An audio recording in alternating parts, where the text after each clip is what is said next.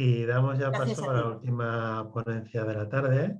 Es un gran placer tener aquí a Javier Pérez Martín, que habíamos coincidido en algún congreso, pero nunca en un congreso organizado por el Instituto de Derecho Iberoamericano. Entonces, la verdad es un gran placer. Yo creo que no necesitas presentación, Javier, porque eres de todos conocido.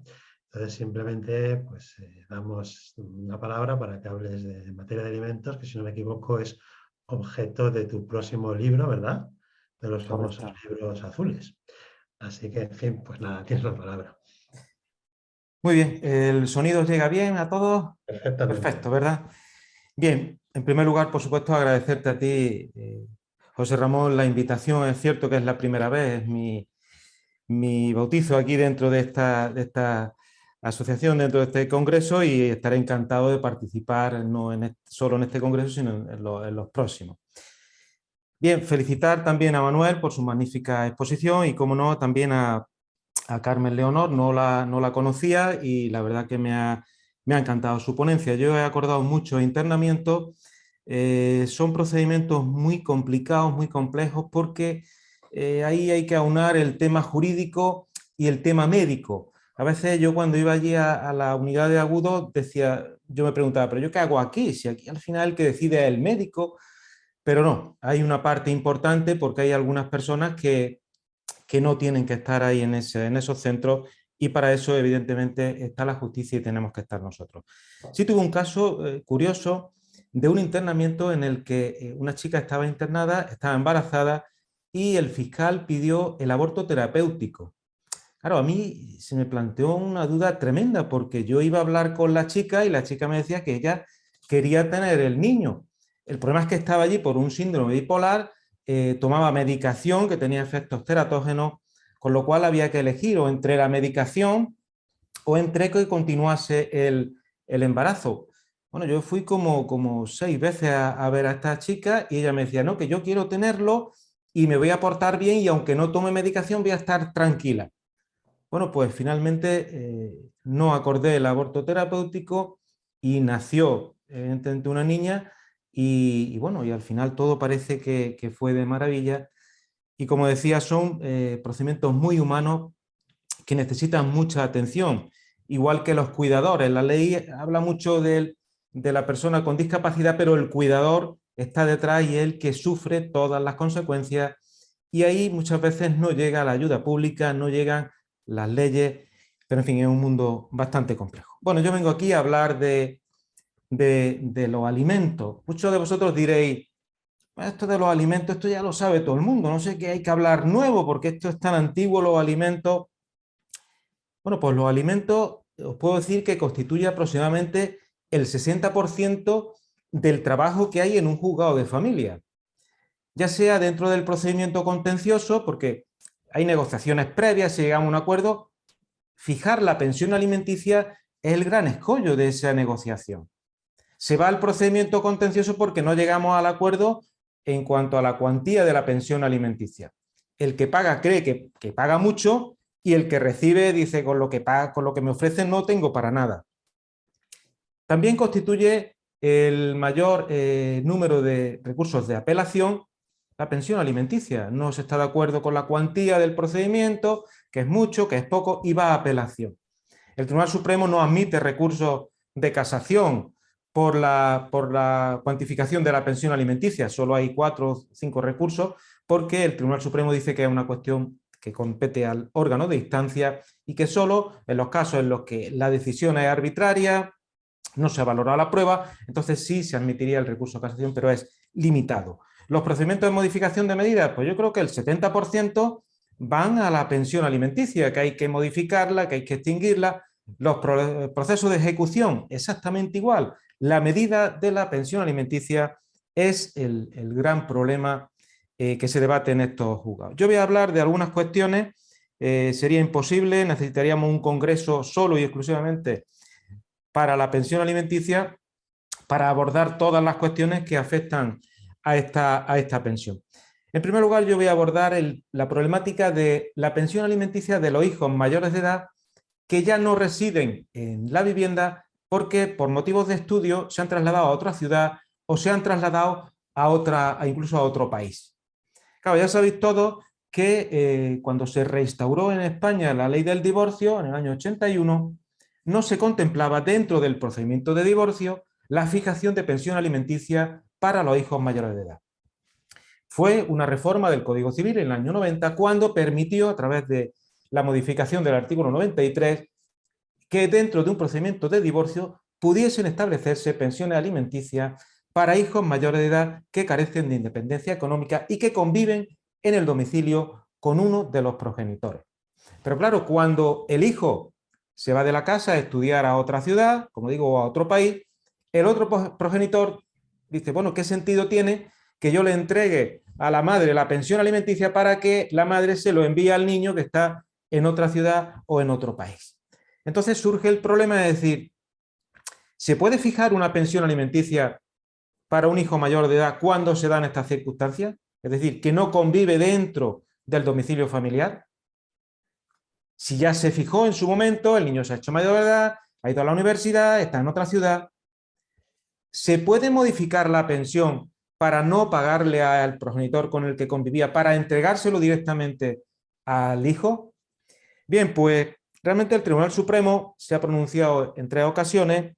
En una sentencia de 12 de junio del 2020, pues vino a decir, vamos a ver, el niño se ha ido de casa, sí, pero está viviendo con la abuela materna en una capital de provincia donde está estudiando en la universidad y por tanto entendemos que el vivir en el domicilio de la abuela materna es una prolongación de esa convivencia con la madre, que es con la que convivía. Además, en los periodos de vacaciones, el hijo retorna al domicilio a convivir con la madre y por tanto es procedente que se fije esa pensión alimenticia y la madre tiene plena legitimación para que se otorgue esa pensión. Sin embargo, en otro caso, una sentencia de 7 de marzo del 2017, el Tribunal Supremo analizó un supuesto en el que había 2 hijos que estaban estudiando en Londres sus carreras universitarias y al final el padre decía, bueno, si yo estoy pagando el colegio allí, estoy pagando la universidad allí, pago los gastos de bolsillo que tienen los hijos, ¿qué sentido tiene que yo siga pagando una pensión alimenticia a la madre?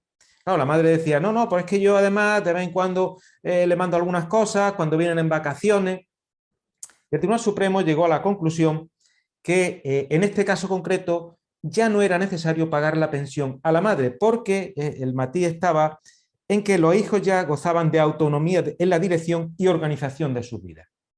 ¿Vale? Entonces los hijos realmente estaban prácticamente todo el año en Londres y volvían a España y se iban con los amigos de viaje o reposaban con la madre 3 días, con el padre se iban otros 2 días. Entonces en este caso el Tribunal Supremo dijo, no es necesario mantener esta pensión alimenticia para que se entregue a la madre. La última sentencia, muy reciente, también del Tribunal Supremo, es de 3 de enero del año 2022 y aquí el conflicto era parecido al anterior. En vez de en Inglaterra estaban estudiando en Estados Unidos los hijos y realmente el padre pagaba todo, pagaba absolutamente todo. Pero la sentencia estableció esa pensión alimenticia que había que pagar a la madre y el padre pues puso su demanda de modificación de medida para extinguir esa pensión. ¿Qué hizo el Tribunal Supremo en esta sentencia? Pues hizo algo razonable. Mientras que los hijos están en Nueva York estudiando, el padre no tendrá que pagar ninguna pensión a la madre. Ahora bien, si los hijos dejan de convivir, dejan de estar allí en Estados Unidos y regresan a España, como todavía no tienen independencia económica, automáticamente esa pensión alimenticia vuelve a estar vigente. Lo que hace el Tribunal Supremo es como suspender la obligación de pago hasta tanto los hijos residan aquí en España. Bien, este es un tema que se da con bastante frecuencia en los juzgados pidiendo modificación de medidas y estos son los criterios que mantiene el Tribunal Supremo. Porque, como decía antes, parece que sabemos todo de alimentos, pero uno se va al Código Civil, se va a cualquier ley autonómica y esto no lo regula. ¿Qué tiene que ser? Pues tienen que ser los tribunales los que decidan este matiz, esta cuestión. ¿Vale? El artículo 1.6 del Código Civil, ¿qué es lo que dice? La jurisprudencia del Tribunal Supremo complementará el ordenamiento jurídico. Por tanto, cuando hay un pronunciamiento del Tribunal Supremo, tenemos la ley, tenemos la sentencia del Tribunal Supremo tenemos que dar la solución jurídica de acuerdo con estos criterios. Otra cuestión que voy a analizar es la determinación de la capacidad económica del progenitor empresario. Es curioso que dentro de los procedimientos de familia en España se permite mentir al tribunal. Uno presenta la demanda y sus alegaciones, tengo estos ingresos.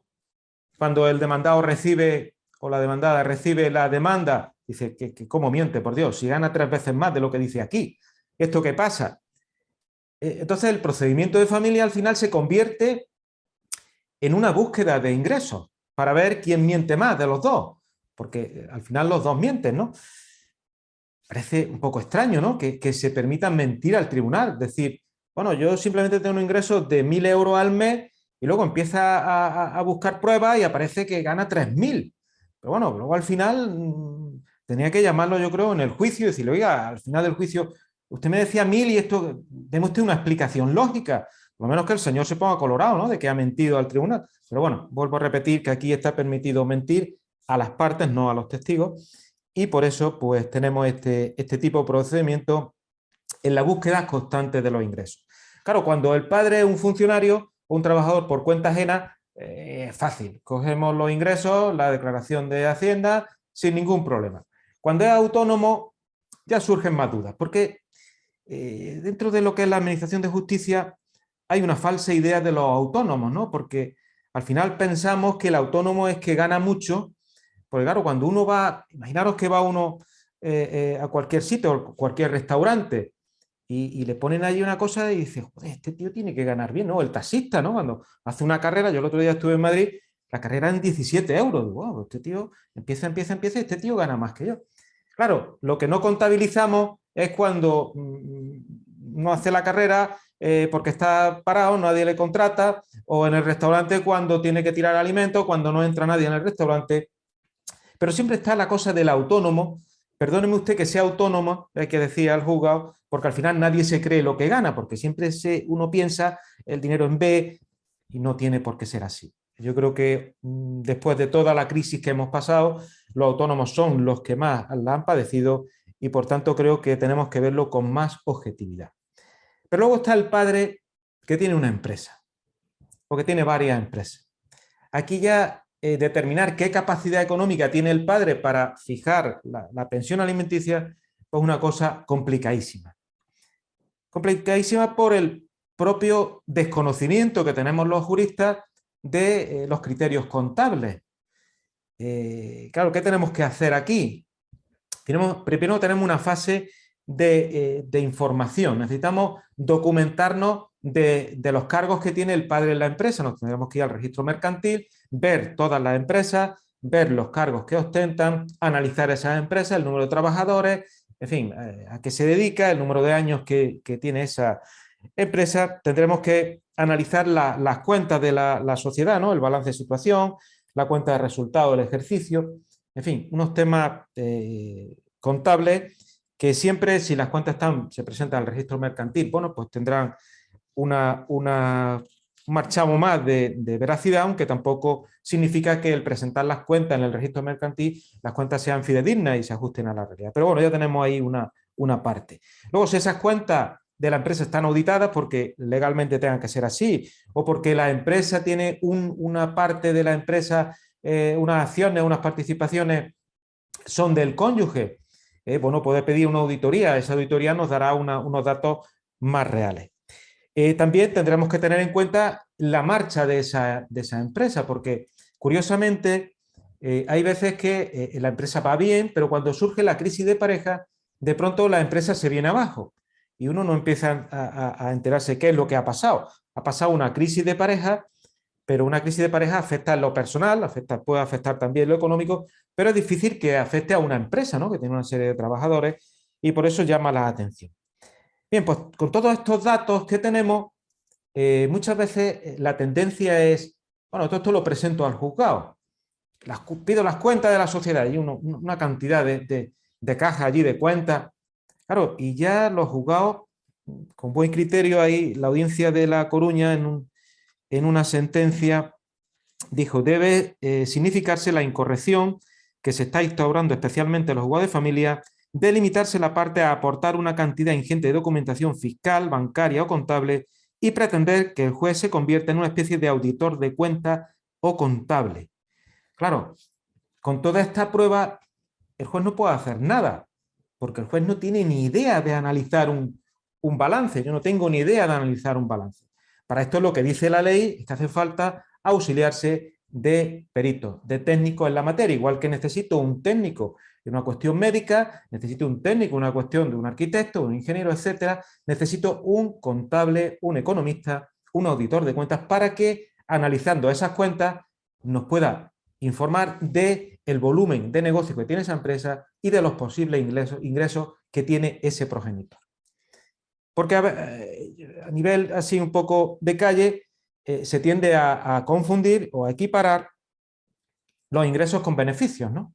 Oye, pues tiene tantos ingresos, pero claro, luego hay que pagar, tiene unos gastos, unos costes salariales, costes de empresa que tienen que evaluarse. Normalmente el progenitor que tiene una empresa se asigna un salario. Se asigna un salario y dice, bueno, pues yo gano 1.000 euros al mes, 1.500 euros al mes. Y se presenta al juzgado como si fuese un asalariado, un trabajador por cuenta ajena.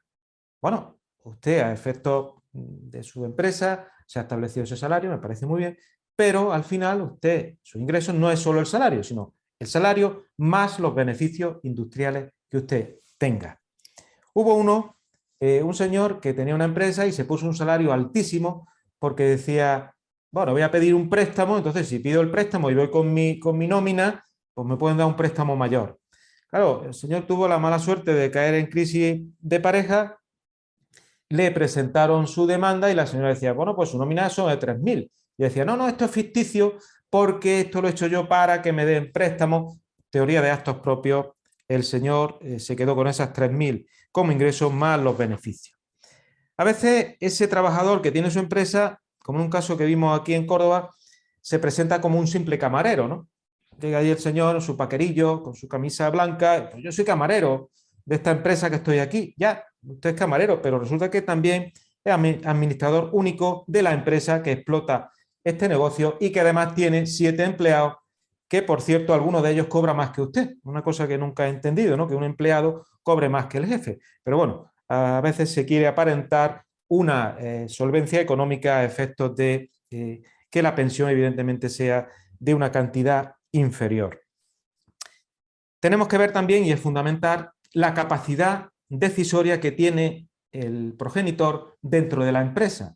No es lo mismo una sociedad unipersonal, o una sociedad que la compone el señor y su abuela y su madre y su hermana, a una sociedad anónima, una sociedad limitada, donde hay otros partícipes y uno no tiene la mayoría y ni puede decidir. Entonces el criterio cambia. A veces también estamos ante una confusión de patrimonio del progenitor y de la empresa. Hay transferencias de una cuenta privada o una cuenta del progenitor a la de la empresa al progenitor. Hay una confusión de patrimonio que al final esto siempre va en perjuicio del progenitor. ¿Por qué? Pues porque entonces no nos creemos lo que nos está contando, porque si tiene disponibilidad económica para coger fondos de la empresa, para atender sus necesidades, entonces sus ingresos son mayores que los que nos quiere contar. Y luego está el empresario que lleva su vida, pero la mayoría de sus gastos se los paga la empresa. Hasta la propia cotización de autónomo, la chica de casa, el alquiler de la vivienda, la gasolina del coche, sale a comer, paga con su tarjeta. Claro, esto no aparece dentro de sus ingresos, son gastos de la empresa, pero la jurisprudencia entiende que se trata de retribuciones en especie, porque usted tiene una vivienda pero no paga alquiler, pues significa que la empresa se lo está pagando, es un ingreso más además del sueldo que mensualmente cobra de la empresa. Exactamente igual pasa cuando se utilizan bienes de la empresa para fines particulares. El coche es de la empresa pero lo utilizo yo. La vivienda es de la empresa pero yo estoy en ese inmueble sin pagar nada. Se trata nuevamente de retribuciones en especie. También tenemos el problema de los beneficios empresariales. La empresa puede repartir beneficios o puede no repartirlos. Claro, cuando los reparte y las cuentas, y aparece en las cuentas, eso en la contabilidad, ese reparto, ingresos del progenitor a efectos de evaluar su capacidad económica para fijar la pensión alimenticia. Pero ¿qué pasa si la empresa no reparte beneficios? Aquí ya vienen otra vez las discusiones. Bueno, pues hay un sector que dice, si no se han repartido los beneficios, no se pueden tener en cuenta para fijar la pensión alimenticia. El Tribunal Supremo ha dictado dos sentencias, no dentro de este ámbito de fijación de pensión alimenticia, pero sí a nivel de liquidación de gananciales. Se planteaba el problema de si son gananciales los beneficios no repartidos. Entonces, el Tribunal Supremo, en esas dos sentencias del año 2020, una de 3 de febrero y otra de 15 de junio, llegó a la conclusión que no se puede considerar ganancial los beneficios no repartidos, con una excepción, salvo que se trate de sociedades familiares o controladas por un cónyuge como único socio o mayoritario, si el destino a reserva se hace de forma fraudulenta para hurtar el derecho a la percepción de ganancias como fruto de los bienes privativos. ¿Vale? Entonces, en el tema de la pensión alimenticia pasa exactamente igual. Si el trabajador controla la empresa, no reparte beneficios, pero los beneficios de la empresa los pasa a reserva, tendremos que contabilizar dentro de su capacidad económica ese beneficio empresarial. La Audiencia Provincial de Córdoba mantiene este criterio, la de Cádiz exactamente igual, porque viene a entender que dice, bueno, aunque esto no reparta, pero es un beneficio diferido, va dentro de su patrimonio, por tanto, evidentemente se van a tener en cuenta para fijar esa pensión alimenticia. Finalmente, este empresario, que no hay manera ni con la contabilidad, ni con todas esas pruebas que hemos podido utilizar, de saber realmente lo que gana, al final nos tenemos que ir a la prueba de presunciones, que siempre le perjudica, eso es cierto, ¿no? Porque hoy hay una tendencia tremenda a contarlo todo en las redes sociales, ¿no? Uno se va de vacaciones a Cancún y la foto al día siguiente de la palmera allí con el coco va rápidamente, o en la playa, en el barquito. Claro, cuando se está fijando la pensión alimenticia en un procedimiento y la parte contraria aporta esa foto, porque al final los ex están siempre mirando a ver si hay fotos de uno o de otro, a ver con quién está, con quién no está. Bueno, pues esa foto hace mucho daño porque él presenta una situación de insolvencia, la empresa va fatal, voy a tener que cerrar y sin embargo él está en una playa magnífica o está con un coche nuevo, que el coche lo ha puesto a nombre de la empresa o a nombre de la madre, que tiene 90 años, pero en fin, va manejando una serie de bienes y nos tenemos que llevar por la prueba de presunciones para evaluar la capacidad económica que tiene esa persona. Porque al final uno tiene lo que puede gastar. Lo que no puede decir es que uno tiene menos de lo que realmente gasta, ¿no? Porque a veces en un procedimiento de familia un señor dice, yo no gano absolutamente nada, gano 300 euros. Entonces empiezan a decir, bueno, ¿y usted cómo puede pagar, como pasaba en Sevilla, el abono para ir a socio del Betis, que vale tanto? ¿Usted cómo puede ir a este sitio? ¿Cómo podía tener este coche? ¿Cómo puede el móvil? ¿Cómo lo paga usted? La gasolina, en fin. Y al final le va escogiendo los préstamos que tiene y bueno, y ganaba mucho más de lo que decía. Por tanto, a veces los gastos son los que nos llevan a la capacidad económica. Bien, otro tema importante es si tiene algún límite máximo la cuantía de la pensión alimenticia. Ya sabéis que en España desde hace tiempo ya se instauró el sistema del mínimo vital. Decía los tribunales que siempre había que fijar para un hijo menor de edad un mínimo vital. Aunque el padre no reciba ingresos, tiene la obligación de obtenerlo. Entonces, una audiencia, unos juzgados, 100, 120, 130, 150, por ahí oscila el mínimo vital. Claro, llegó al Tribunal Supremo, el Tribunal Supremo analizó la cuestión y dijo, hombre, hay casos en los que el padre está en la propia indigencia, con lo cual ahí no podemos fijar el mínimo vital porque estamos, bueno, metiendo al padre en un problema tremendo porque si no paga la pensión le pueden poner una denuncia por abandono de familia y al final puede ser condenado. Yo entiendo que no, porque en la vía penal, si acreditas que no tienes capacidad económica, no te van a condenar. Y en la vía civil, si no tienes bienes, pues bueno, no te pueden embargar. Pero yo lo que quiero plantearme es si tiene algún límite máximo la pensión alimenticia. Hay una sentencia de la Audiencia Provincial de Madrid, sección 24, de 24 de mayo del 2018, que en un caso de custodia compartida fijó para 3 hijos una pensión mensual de 21.000 euros. Además, el padre pagaba los gastos educativos y además el padre tenía que pagar 100.000 euros al año para los gastos de viaje y residencia de los hijos. Claro, la sentencia razonaba que dichas cantidades responden al principio de equidad y de proporcionalidad del artículo 142 del Código Civil, dado el nivel de vida de la familia durante el matrimonio y la capacidad económica del progenitor contribuyente a la misma. Bien, en este caso el padre tenía una capacidad económica tremenda y para él esto pues era como para el que gana 1.000 euros y paga una pensión de 200, pues era más o menos el equivalente para ese señor. Realmente no hay un límite para la pensión alimenticia ni en el Código Civil, ni en el Código Civil catalán. Históricamente en las leyes de toro sí había, la ley de toro de 1506, sí había el límite de 1/5.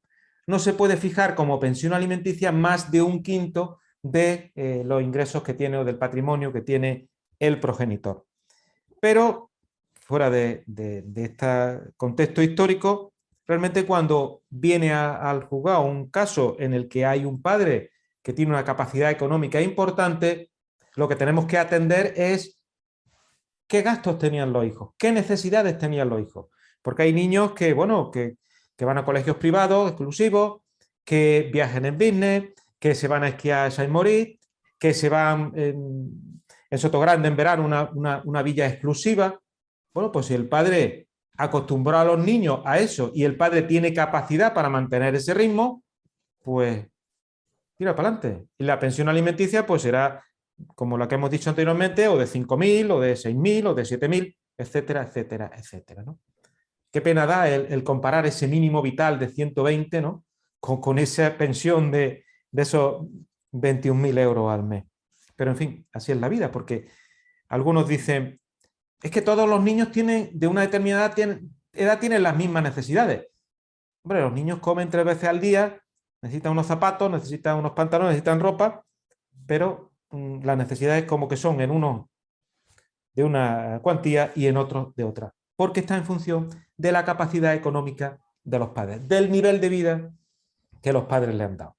Pero claro, también puede pasar que con la separación ese nivel de vida que tenían los hijos no pueda mantenerse porque una separación siempre supone un empobrecimiento para el padre y para la madre. Porque de vivir en una casa hacen falta 2 casas, de tener un coche hacen falta 2 coches, de pagar la luz, impuestos, etcétera, de una casa hay que pagarlo en otra. Entonces, posiblemente esa separación, ese divorcio, ha generado 2 núcleos familiares que hay que atender. Posiblemente eso genere una disminución en la capacidad económica del progenitor. Por tanto, si se acredita esa reducción de ingresos, las necesidades de los hijos que iban a colegios privados, que tenían toda esa serie de beneficios, de necesidades, tienen también que reducirse proporcionalmente a la reducción de la capacidad económica del padre. Esto es así y no admite más problemas. Claro, puede estar también encontrarnos en un procedimiento de familia en el que los niños, a pesar de la capacidad económica de los padres, pues iban a un colegio público. En vez de ir a esquiar, pues los niños no esquiaban, ni hacían clases de equitación. Salían a jugar con los otros niños y no había ningún tipo de gasto extra. En estos casos, ¿la pensión alimenticia va a atender esas necesidades de los hijos? ¿O como los padres tienen capacidad económica para una pensión mayor, les fijamos una pensión mayor? Claro, porque puede ser que esa capacidad, esas necesidades las cuantifiquemos en 500 euros al mes por un niño. Pero los padres ganan dinero para que esa pensión sea de 2.000. ¿Fijamos entonces una pensión alimenticia de 2.000 euros? Bueno, pues el criterio mayoritario entre los juzgados y audiencias provinciales es que no puede fijarse una pensión mayor que cubra por encima las necesidades de los menores. Porque al final lo que dice, por ejemplo, la Audiencia de Baleares, la pensión de alimentos no tiene por objeto el ahorro de una determinada cantidad por parte del hijo. La Audiencia Provincial de Murcia, no cabe establecer pensiones para hijos que no se consuman en esto y sirvan para enriquecer el patrimonio de la acreedora. Por tanto, si las necesidades de los hijos son unas necesidades determinadas, cuantificables en 500, 600, 700, 1000 euros, no tenemos por qué fijar una pensión de mayor cuantía. Porque al final los hijos van a heredar a los padres, por supuesto, el día de mañana.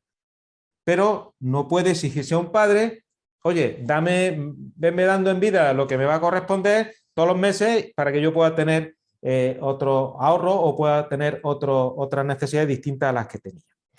También surge el problema a veces de que la familia tiene un buen nivel de vida y los niños van a colegios privados, tienen una serie de necesidades bastante elevadas, pero no es el progenitor el que está haciendo frente a ellas, sino que son los abuelos. Los abuelos paternos, los abuelos maternos son los que pagan el colegio, los que mandan a los niños al extranjero en verano, los que pagan la casa en las vacaciones de verano.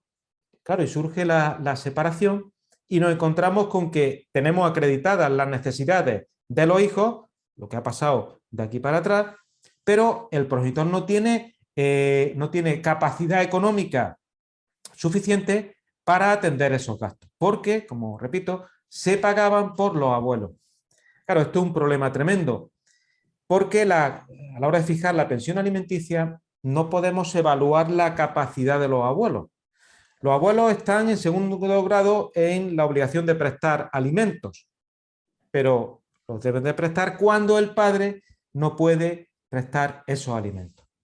Por tanto, en este caso, la pensión alimenticia que se fije será exclusivamente la pensión que atiende a la capacidad económica del progenitor o de ambos progenitores, pero no podemos tener en cuenta la capacidad económica de los abuelos. Ya los abuelos, sobre su conciencia recaerá si por motivo de la separación, pues bueno, pues dejan de ayudar o de prestar esa ayuda económica a sus nietos, porque ya no se llevan bien con la otra, con la madre o con el padre, etcétera, y ya al final va en perjuicio de esos menores.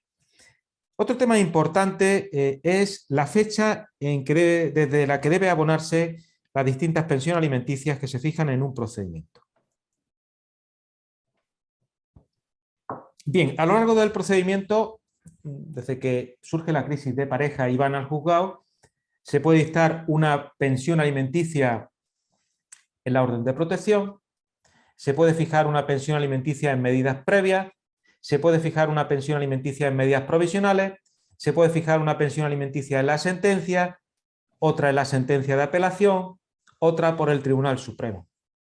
Claro, si la pensión es la misma en todas las instancias, pues no tenemos ningún problema. Pero imaginaros el caso de que en la orden de protección la pensión son 250, en medidas previas son 400, la sentencia del juzgado sube a 800, la sentencia de la audiencia baja a 500, luego va al Tribunal Supremo y la ponen otra cuantía. Claro, nosotros esto lo analizamos desde el punto de vista jurídico, ¿no? Y decimos, bueno, casi como que nos da, bueno, tampoco, ¿y por qué hay que preocuparse por este tema? Claro, el justiciable es el que se preocupa, porque no es lo mismo recibir 300 euros que 700, ¿vale? Para una familia que están pendientes de atender esos gastos con esa pensión alimenticia, quiere saber desde cuándo hay que pagarla. Claro, el problema se agrava porque si un procedimiento se tramitase, como dice la ley de enjuiciamiento civil, bueno, en 2 meses teníamos resuelto todo.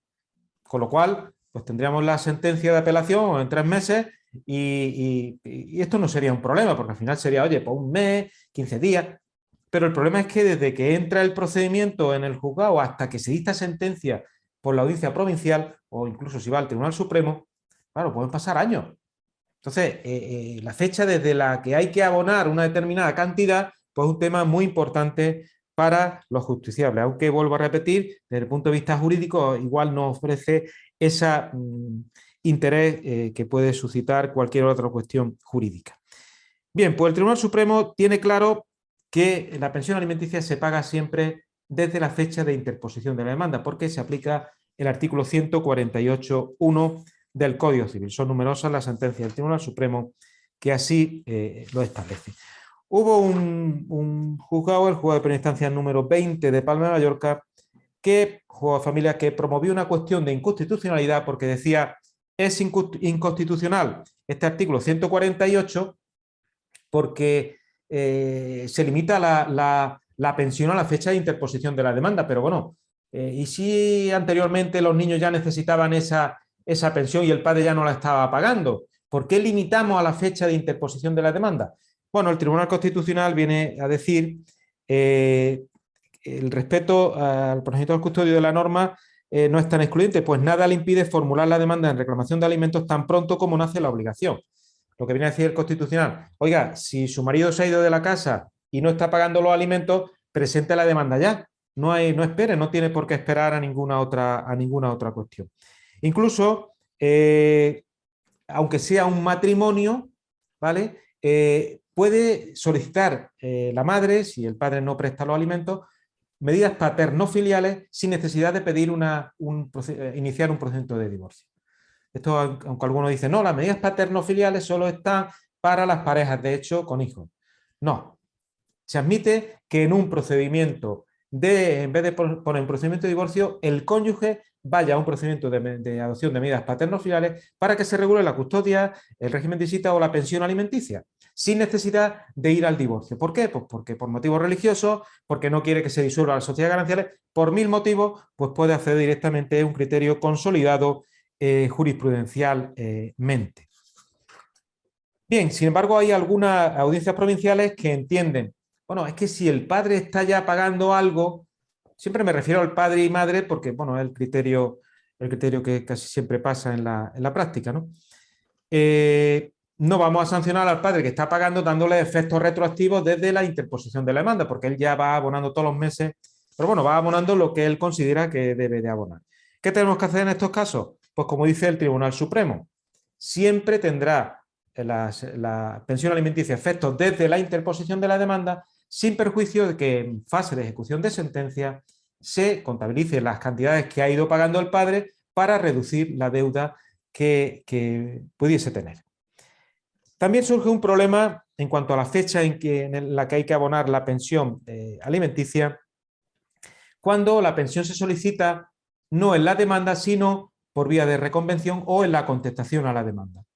En estos casos surge el problema de decir, bien, ¿se aplica desde la interposición de la demanda esa pensión alimenticia o, como no hay demanda o la demanda es reconvencional, desde la fecha de esa demanda reconvencional?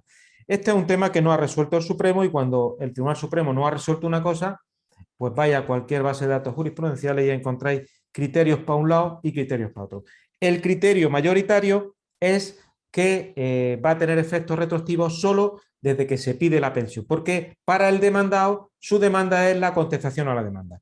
Por tanto, la pensión se va a pagar desde esa fecha. Hay muy pocas audiencias que entienden que tiene efectos desde la interposición de la demanda, porque en la demanda inicial no se pedía ninguna pensión. Otro problema que surge es si esa pensión, esos efectos retroactivos, pueden acordarse si no se solicita por ninguna de las partes. En puridad, una buena petición de pensión alimenticia, tanto en demanda como en contestación o en reconvención, siempre debe de incluir el pronunciamiento que tenga efectos retroactivos, porque cada juzgado es un mundo. Yo sospecho de un día que ir averiguando a ver si todos tienen la misma ley de enjuiciamiento civil o el mismo código civil, porque a veces hay resoluciones que parece que cada uno tiene una ley distinta.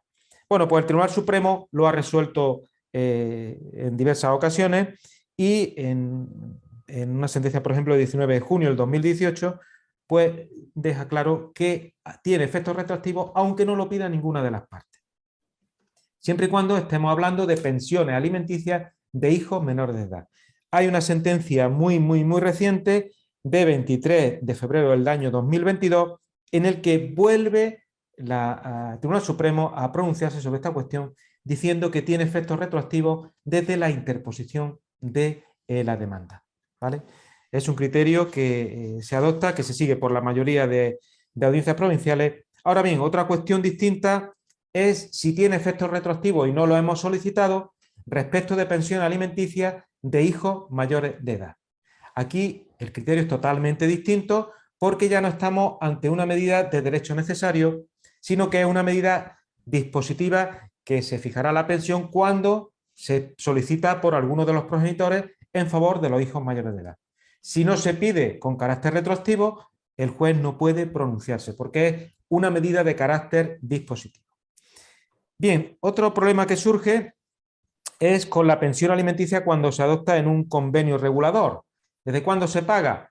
Pues generalmente desde que se firma el convenio regulador. Ese es el criterio que se mantiene. Y luego tenemos, ya entramos en la casuística, se fija una pensión determinada, imaginaros 400 euros en medidas provisionales, pero luego la sentencia establece una pensión de 800 euros. ¿Tiene efectos retroactivos esta pensión alimenticia desde la interposición de la demanda? Pues bueno, inicialmente el Tribunal Supremo mantenía un criterio de que se aplica el 106 del Código Civil, cada resolución despliega su efecto en su momento. Las medidas provisionales despliegan su efecto desde que se dicta hasta que se dicta sentencia, la sentencia despliega su efecto desde que se dicta hasta la sentencia de apelación, pero no tiene efectos retroactivos. Bien, en el año 2020 el Tribunal Supremo ha cambiado este criterio radicalmente y viene a entender que tanto se fija una pensión alimenticia en medidas previas o provisionales, tiene carácter provisorio, provisional, pero no afecta a la pensión definitiva que se va a fijar. Por tanto, la sentencia, la pensión alimenticia que se contiene en la sentencia de divorcio va a tener efectos retroactivos desde la interposición de la demanda, aunque se hayan dictado medidas previas o provisionales. Esa cuantía que se ha abonado de las medidas previas o provisionales como pensión alimenticia se descontará de la cuantía definitiva de la pensión que se abone. Os cito sentencias de 6 de febrero del 2020, 4 de noviembre de 2020 y 30 de noviembre del 2020.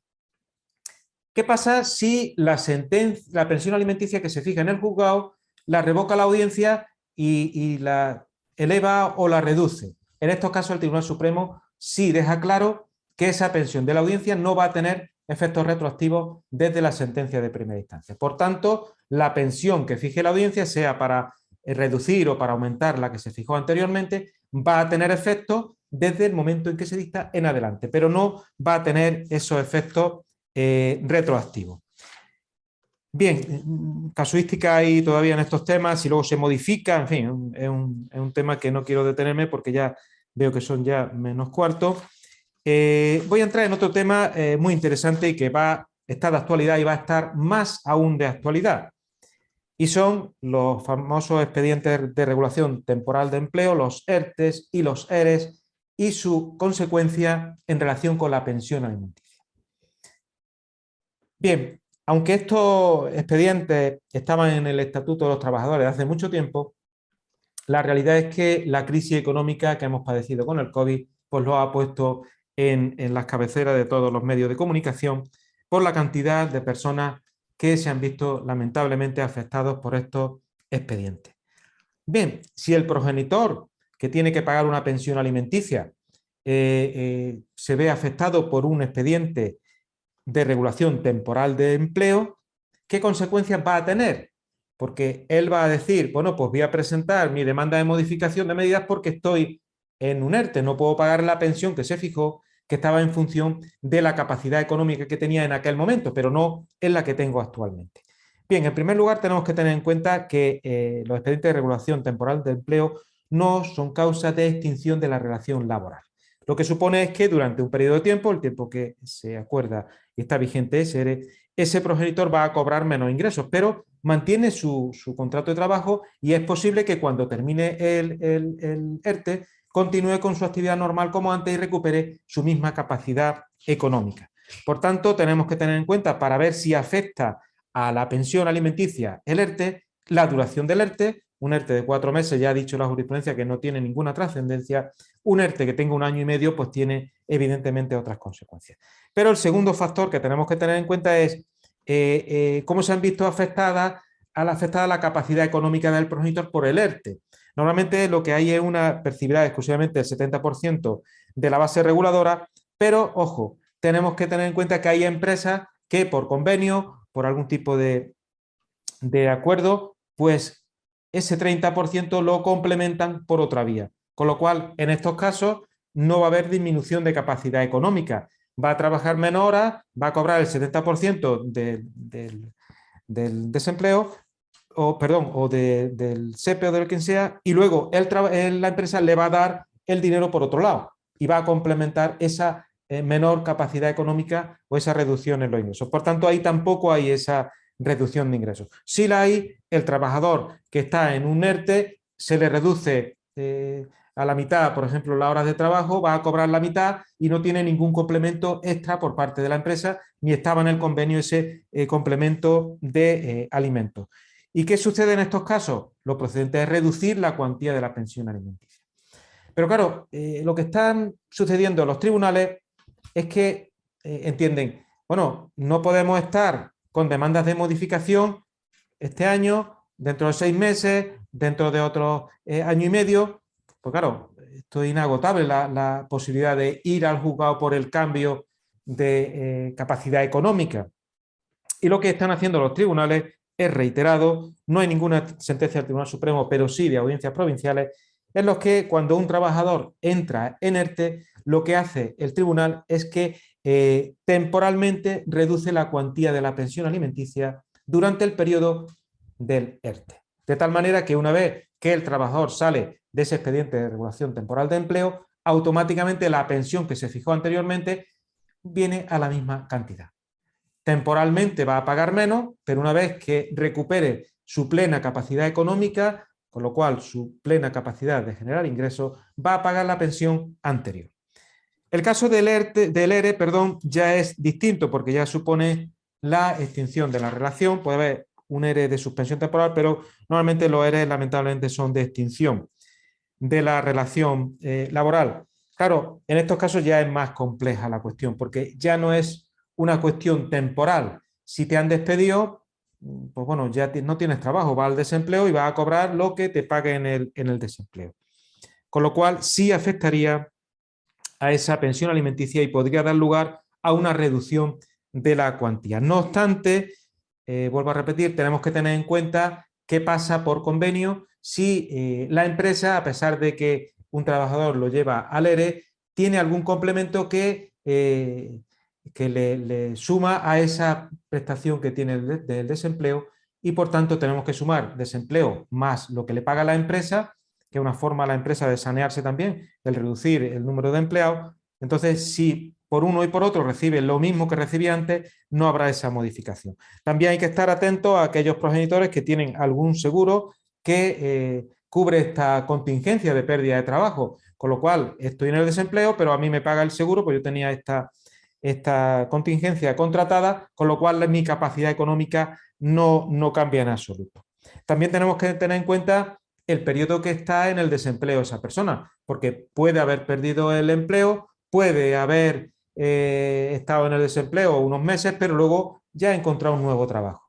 Si esto pasa durante el procedimiento, será un hecho nuevo que habrá que incluir y por tanto ahí no tendrá esa trascendencia la pérdida de empleo porque ha sido temporal y rápidamente ha conseguido otro empleo. Lo que habrá que ver es si en ese empleo tiene la misma ingresos que antes o no para ver la cuantía, si el cambio es sustancial de ingresos o es un cambio meramente mínimo o que no merece esa pena, no tiene esa importancia para modificar la pensión. Pero también a veces el que un progenitor vaya al ERE significa que cobra una indemnización. Esto tiene su influencia, evidentemente. Cobro el desempleo, pero también he recibido una indemnización. Para evaluar la situación de cada progenitor tenemos que tener en cuenta, en primer lugar, qué cuantía ha tenido la indemnización. No es igual una indemnización de 10.000 euros que una de 200.000 euros, dependiendo del tiempo que permanecía el trabajador en la empresa. Así será esa indemnización. En segundo lugar, tendremos que tener en cuenta si realmente ha percibido esa indemnización, porque se puede presentar el procedimiento de modificación de medida, pero se alegue va a recibir una indemnización de X dinero, pero realmente todavía no la ha recibido. No podemos pensar que es un hecho, va a ser un hecho futurible, no sabemos si realmente al final la percibirá o no la percibirá. Y luego también lo importante es a qué destina esa indemnización. Si el progenitor esa indemnización la coge y la mete en el banco, ¿vale? Y sigue trabajando o sigue cobrando el desempleo, esa indemnización sí la vamos a tener en cuenta para fijar la pensión alimenticia. ¿Cuándo no la vamos a tener en cuenta? Cuando el progenitor esa indemnización la utiliza para quitar préstamos que tenía la familia. Porque claro, al final los préstamos se ejecutan, se pierden los bienes. Si yo cobro una indemnización de 120.000 euros y hay una hipoteca de 100.000 euros, pues bueno, una decisión sabia es decir, con esta indemnización voy a quitar esta hipoteca porque por lo menos mantenemos un bien sin que nos lo quiten el banco porque no paguemos luego la hipoteca. También hay veces que esa indemnización se utiliza por el progenitor, capitaliza además el desempleo y monta un negocio. Bueno, no podemos penalizar a ese progenitor diciendo, oiga, es que si usted hubiese mantenido en la cuenta corriente su indemnización, se podría pagar una pensión alimenticia magnífica para los niños. Ya, pero yo estoy en edad laboral, tengo que generar ingresos y es perfectamente legítimo que yo monte una empresa con la indemnización y con la capitalización del desempleo. Por tanto, en este caso, ¿qué capacidad económica tiene ese progenitor? La que genere la nueva empresa. ¿Que al principio la empresa da pocos beneficios? Pues esto es lo que hay. E igual que los padres que viven, no se han separado, va el padre al ERE, pues la familia evidentemente paga las consecuencias. Y si el padre monta el negocio, pasa exactamente igual. Es decir, no hay que penalizar al progenitor que lo despiden y está en un proceso matrimonial con el que no está en un proceso matrimonial. Tiene tanto derecho como el otro a montar su nueva empresa y a generar ese tipo de ingresos. Bien, y ya por último, para ajustarme a la hora, voy a hablar de una cuestión muy interesante que no estaba resuelta realmente por el Tribunal Supremo y es contestar a la siguiente cuestión jurídica. Cuando no se abona una pensión alimenticia, ¿quién es el acreedor del crédito? Siempre se pensaba que el acreedor del crédito son los hijos, siempre. Si un padre no paga la pensión, los niños tienen un crédito, se presenta una demanda de ejecución y ese dinero es de los hijos. Bien, pues hubo un asunto, llegó al Tribunal Supremo, una sentencia de 7 de junio del 2021, en el que se practicó la liquidación de gananciales. La madre estuvo detentando un bien, poseyendo un bien que era una vivienda que era del padre, que se la había adjudicado a él, estuvo cobrando también una serie de rentas y entonces al final el padre puso una demanda a la madre diciendo me debes tanto dinero porque esas rentas que has cobrado, esas son mías. Entonces la madre alegó compensación de otras deudas que había entre ellos, pero también compensación por la cuantía de la pensión alimenticia que el padre no había pagado. Claro, él se opuso y dijo, no se puede compensar porque el acreedor de la pensión alimenticia es el hijo y no es la madre. Bien, pues el juzgado no le dio la razón, la audiencia provincial no le dio la razón, pero el Tribunal Supremo sí le dio la razón, porque el Tribunal Supremo entiende que estamos ante un caso claro del 1158 del Código Civil del pago por tercero. Si yo pago una obligación que tú tienes, porque los niños no dejaron de comer, los niños no dejaron de vestirse. ¿Quién atendió esos gastos cuando el padre no pagaba nada? La madre. Por tanto, si la madre ha asumido ese coste, ese gasto, la madre es la acreedora de la pensión, del impago de pensión alimenticia que ha generado el padre y por tanto ella puede reclamar ese crédito ya como propio y puede compensarlo. Como decía antes José Ramón, yo estoy ahora, mi próximo libro azul, abordo la pensión alimenticia y no os podéis imaginar la cantidad de matices, de supuestos, de situaciones excepcionales, especiales.